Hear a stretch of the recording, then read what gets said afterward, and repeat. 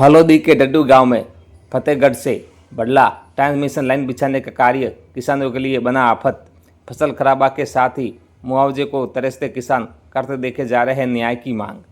Solar hub के रूप में विकसित हो रहे फलोदी क्षेत्र के कुछ किसान परेशान और दुखी देखे जा रहे हैं, खासकर तब जब उनकी सहमति के बिना उनके खातेदारी जमीन पर मनमाने तरीके से विद्युत पोल लगाने व सपोर्ट करने को लेकर रोक लगाने के बाद किसानों की खड़ी या बुआई की गई फसल खराब हो रही है। ऐसे ही फलोदी जिले के डड्डू गांव निवासी किसान श्यामलाल विष्णु द्वारा विरोध करने पर प्रशासनिक अधिकारियों व कंपनी ठेकेदारों से अपने खेत खसरे के खराब होने का मुआवजा मांगने पर पुलिस जाब्ता मंगवाकर किसान श्यामलाल विष्णु को डराने का प्रयास किया गया, लेकिन किसान श्यामलाल विष्णु अपने अटल इरादों और जायज़ मांगों को लेकर मौके पर विरोध करता हुआ नजर आया।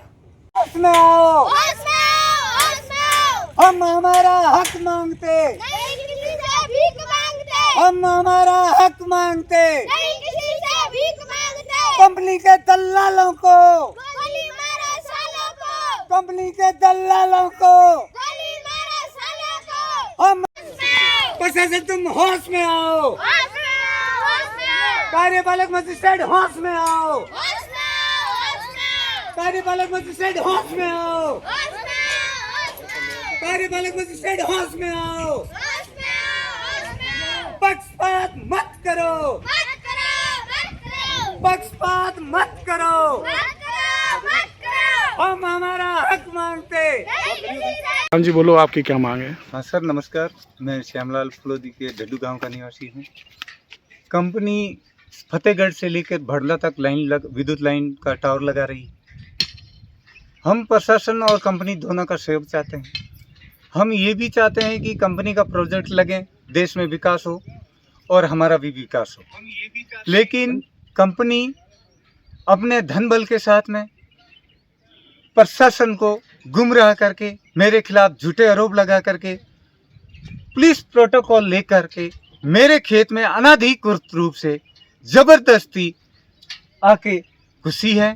कंपनी ने ये मेरी फसल खराब करके और खूंटिया गाटी है, पूर्व में मेरा जीरा खराब करके, सामने वो 688 नंबर खतरे में पूरी फसल नष्ट की। आज भी 6 महीने हुए हैं, बारिश का मौसम है, मेरा जीवन खेतीबाड़ी पर निर्भर है, लेकिन आज के दिन मैं खेती नहीं कर सकता। क्यों? वहाँ पे तार लगे हैं कंपनी के इस तरीके से, लेकिन कंपनी ने आज दिन तक मेरे को ना तो मुआवजे की राशि दी है ना कोई बात। इसलिए मैं परेशान हूँ। मैं पूरे परिवार के साथ में कंपनी का विरोध नहीं कर रहा हूँ, कानूनी रूप से कर रहा हूँ, और प्रशासन मेरे अधिकारों का हनन करने की कोशिश कर रहा है। लेकिन मैं प्रशासन को चेता चुका हूँ। मैं गरीब जरूर हूँ, लेकिन मेरा अधिकार गरीब नहीं है कि मैं प्रशासन को अधिकारों का हनन करने दूं। लेकिन प्रशासन जानबूझ करके मेरे अधिकारों का हनन कर रहे हैं। मैं किसी भी सूरत में मेरे अधिकारों का हनन नहीं होने दूंगा। मैंने ये प्रशासन को कहा है, आप जबरदस्ती करोगे तो आप मुझे गांव छोड़ा दो, घर छोड़ा दो, लेकिन मेरे अधिकारों को मैं जिंदा रखने दूंगा। मैं अधिकारों के साथ हनन नहीं होने दूंगा। ये क्या है? कंपनी से मेरी 2 डिमांड है। फर्स्ट मेरी एक मुआवजा राशि दे और काम करें। सेकंड मेरी ये जो सरकार और कंपनी के बीच में जो एमयू हुआ है, उस एमयू में किसान और कंपनी के बीच में जो एमयू है, उसमें वो एमयू की प्रतिलिपि प्रमाणित उपलब्ध कराएं, ताकि मैं सरकार के पास जाके मेरा हक मांग सकूं। सर, किसान श्यामलाल है, पिछले 2-3 दिनों से अपनी मांगों को लेकर कुछ मांगे हैं उसको लेकर ये विरोध प्रदर्शन कर रहा है। पूर्व में भी इसके साथ में कुछ ऐसा कुछ हुआ था तो उसको मुआवजा नहीं मिला था।